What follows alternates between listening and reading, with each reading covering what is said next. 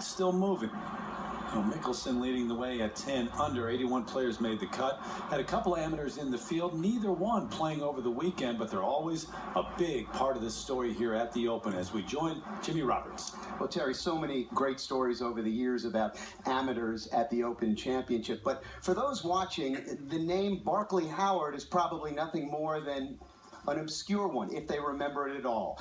But when we come to an Open at Troon, an Open in Scotland, it's useful to recall that name because in telling his story, it tells us something about the character of this country, the game of golf, and the relationship that they share. Even the young Texan on that momentous Sunday 19 years ago understood. The thousands who'd lingered into the Scottish night had done so to celebrate much more than just the year's champion golfer. I'd like to congratulate Barclay Howard. Outstanding. For the first time in 31 years, a Scotsman had won the silver medal as the Open's top amateur. And at 44, he was the oldest in at least a half-century to do so. Defying expectations for Barclay Howard, though, was by this point, old hat. When he was 15, he won the County Boys Stroke Play Championship by 14 strokes. Howard had won nearly 100 amateur titles, playing out of Cochrane Castle Golf Club, a workingman's place just about 30 minutes up the road from Troon. 40 years ago, he was a wildly talented supernova of personality and potential. He worked in a factory, he worked in a production line. He was like one of these comic book heroes who did his job and then went to play with the Witch Boys on the weekend and competed against them. So I think people saw him as one of them. A blue-collar hero in a blue blazer world. By 18, Howard had a child. He moonlighted driving an ice cream truck to pay the bills.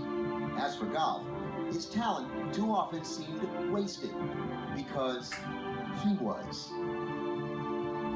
I had a drink problem. So, true or false? When he was drinking, he would carry 4 to 6 cans of lager in the bag. Oh, yeah. Couldn't do without it. I used to say every birthday I make, I celebrate with a can. And he made a lot of birdies. Made a lot of them. And he made a lot of enemies. He was banned from every pub in town and kicked out of Cochrane Castle for bad behavior. I spoke to Barclay after that, and he was embarrassed. He felt bad about it. 38 and divorced, Barclay Howard had hit bottom. So he quit drinking and, of all things, started dating an AA counselor. All the hours he wasn't spending at the bottom of a glass, he was now spending on the range. Every single day. Every day. All day. Yeah, and that was okay. That was fine with me. He didn't realise how good he was going to be until he just completely cleaned up his act, and it was tremendous. He made the Walker Cup team twice. And then there was the glorious week here at Troon, where he briefly held the first round lead and ended tied with Jack Nicklaus. That's the whole Barclay. For a man who'd once thrown it all away, life was finally good. And then, not long after the Walker Cup in 1997, Barclay Howard was diagnosed with leukemia. 1 minute we've getting cards, well done, congratulations. 6 weeks later, loads of get well cards. And I couldn't get my head round it at all. Not at all. After a life both complicated and simple, Howard died of pneumonia in 2008. At the club where he was once banished and long ago welcomed back, he is revered. He is not forgotten at Troon either. Working class hero? Yeah, absolutely. He battled hard. Golf is a game of the people, and not only for the elite in Scotland.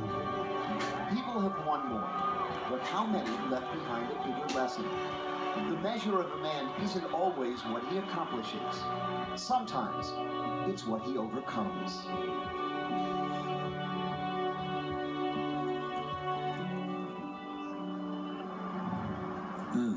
That is some story, isn't it? That is a belter. That's amazing. Well done, Jimmy. So